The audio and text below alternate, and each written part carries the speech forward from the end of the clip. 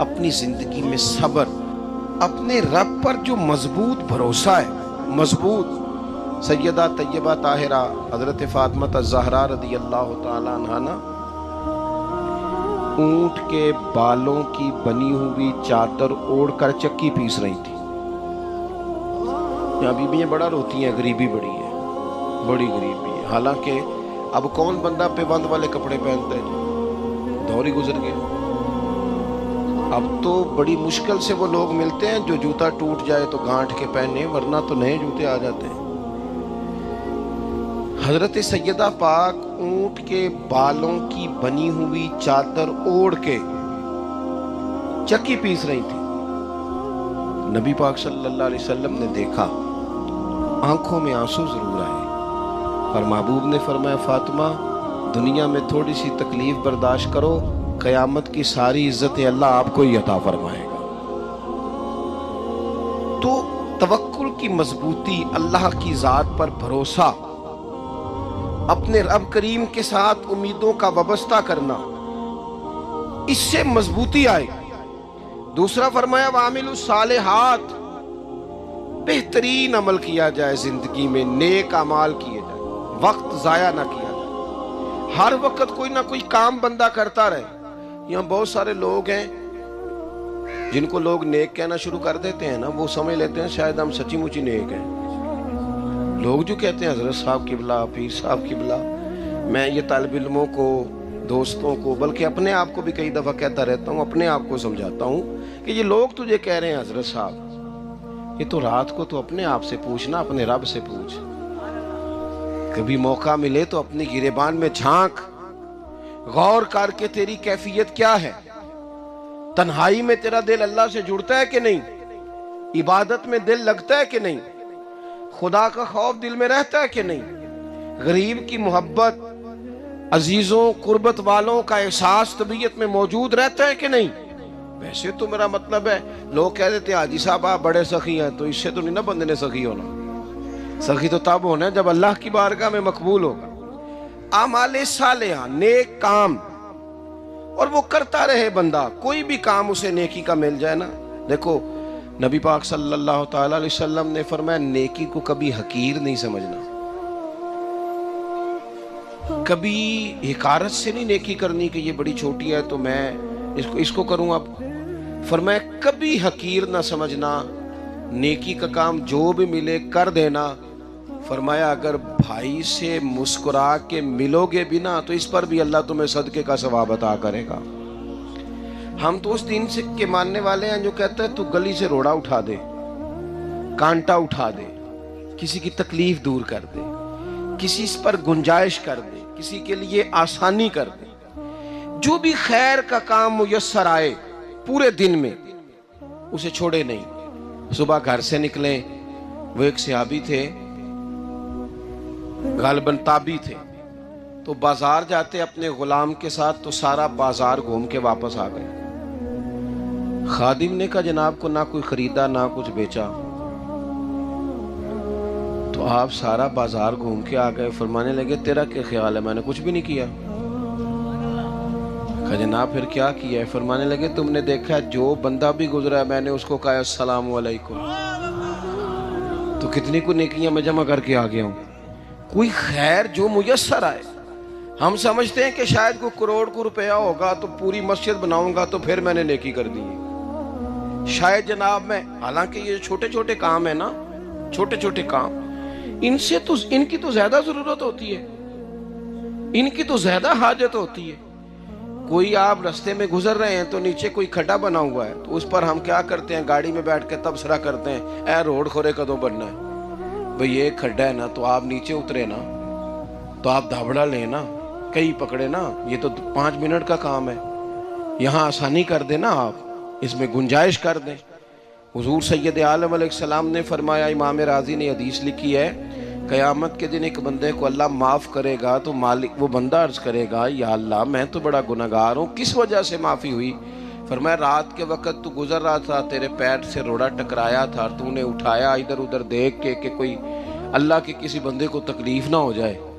کہا مالک ہو وہ تو میں نے زمانہ بیت گیا، کوئی اتنی بڑی بات بھی نہیں سمجھی.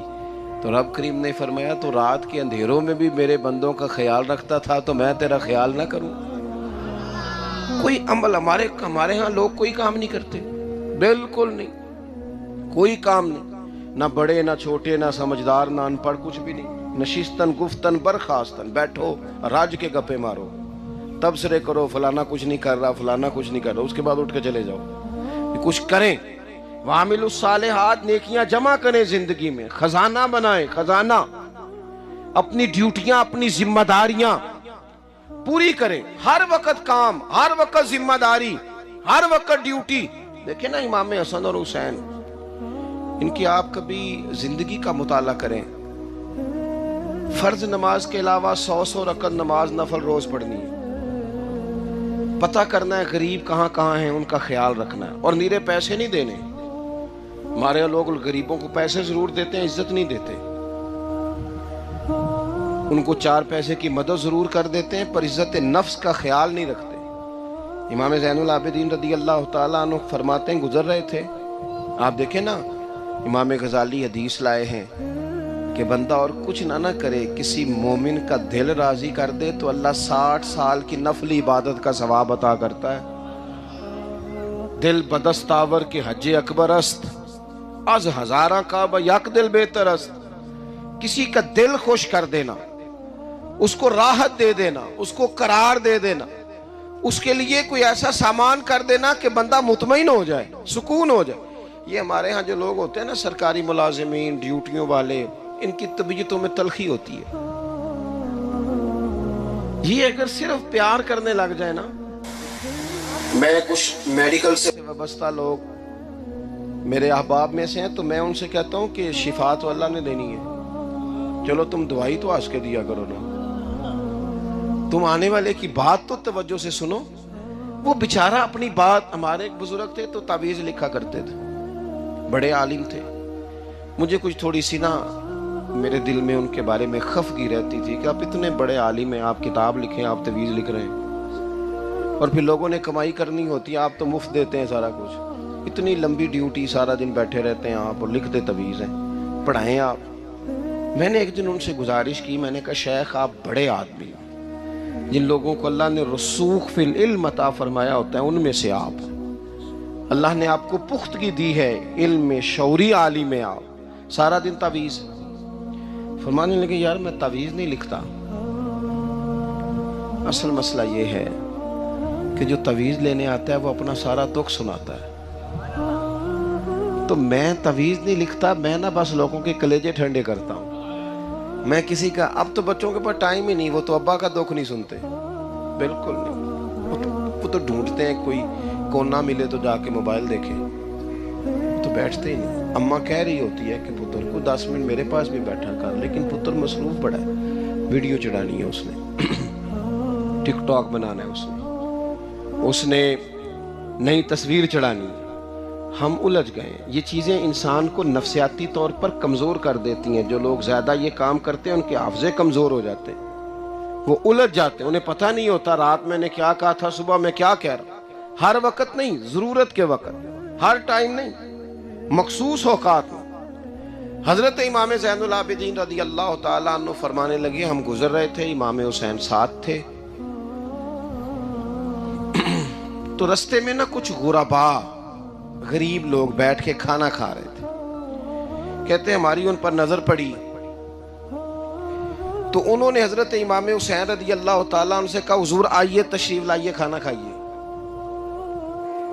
وہ ضروری نہیں ہوتا آپ کو سب کا کھانا پسند ہی آئے، ٹیسٹ اپنے اپنے ہوتے ہیں، یہ ضروری تو نہیں۔ کھانا پسند نہ بھی آئے تو دل تو پھر بھی راضی رکھنا چاہیے۔ قربان جائیں، نبی پاک نے کس طرح ہماری تربیت کی۔ حضرت عائشہ صدیقہ رضی اللہ تعالیٰ عنہ فرماتی ہیں، کریم محبوب کا میں نے یہ طریقہ دیکھا کہ اگر کھانا ناپسند ہوتا تو چھوڑ دیتے، پر کبھی اس میں سے نقص نہ نکالتے، عیب جوئی نہ کرتے۔ گرمی کے موسم میں کھڑی ہے بیچاری خاتون، اور کتنی مشقت سے اس نے کھانا بنایا، اور کتنی گرمی صحیح ہے چولہے کے سامنے، لیکن صاحب وہ کھانا رکھا ہے تو وہ کہتے ہیں یہ تو کی پکایا ہے، وہ کھانے والی چیز ہے بھئی، اس طرح کرنا، اب جو اگلی انڈی ہے وہ تو پکا۔ आना तू खड़ा हो, ये पता चले ये काम कितनी मुशक्कत का है। जिंदगी में कुछ थोड़ा सा दूसरों का ख्याल रखना, ये भी तो दीन का हिस्सा है ना। आप अपनी जिंदगी में हमेशा अपने लिए सोचें, किसी और का सोचें ही ना। तो मेरे अजीज याद रखेंगे आप, इमाम ज़ैनुल आबिदीन कहते हैं नबी पाक सल्लल्लाहु ताला अलैहि वसल्लम ने ना हजरत इमाम अली मकाम की, इमाम हसन और हुसैन की इस तरह से कुछ तरबियत फरमाई थी कि गरीब परवरी उनके अंदर रच बस गई थी, मिजाज बन गया था।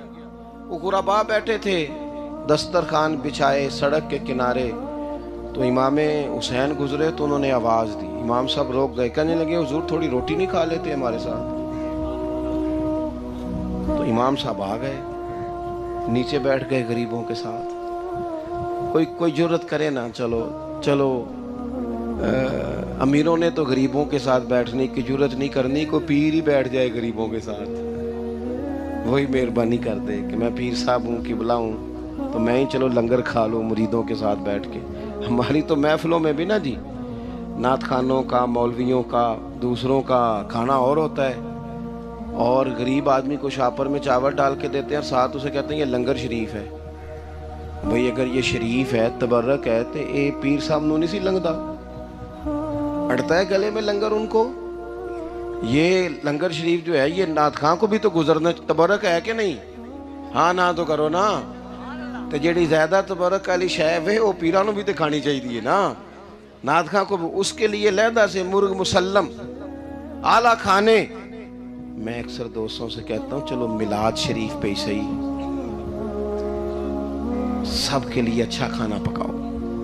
चलो जिस गरीबों के बच्चों को, बेचारों को सारा साल वो बोटियों के लिए लड़ते हैं, तुम मिलाद भी अच्छी रोटी पका दो, तो बच्चा जब खाएगा ना बहुत सारियां बोटियां और चावल, और अपने अब्बा से पूछेगा कि अब्बा जी आज की गल है, बड़ा गोश्त पे लब्ध है, तो हो सकता है गरीब बाप रो ही पड़े और उसे कहे पुत्र तो आज राज राज के खाज साढ़े नबी पाक दा मिलाद शरीफ है। तो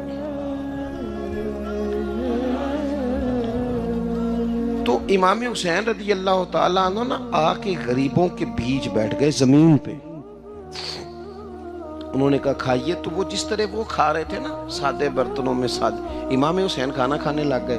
मैंने कहा खैर का काम कोई भी मिले उसे जाया, चलो और कुछ नहीं कर सकते थे, किसी को सड़क ही पार करा देना बीना को, चलो और कुछ नहीं कर सकते, तो आपको पता है कि सामने वाला बोझ लेके गुजर रहा है, आप थोड़ा सा हट जाएं रोड से, उसे गुजर लेने दें। कोई तो काम जिंदगी में, कोई इरादा तो खैर का बंदा करे।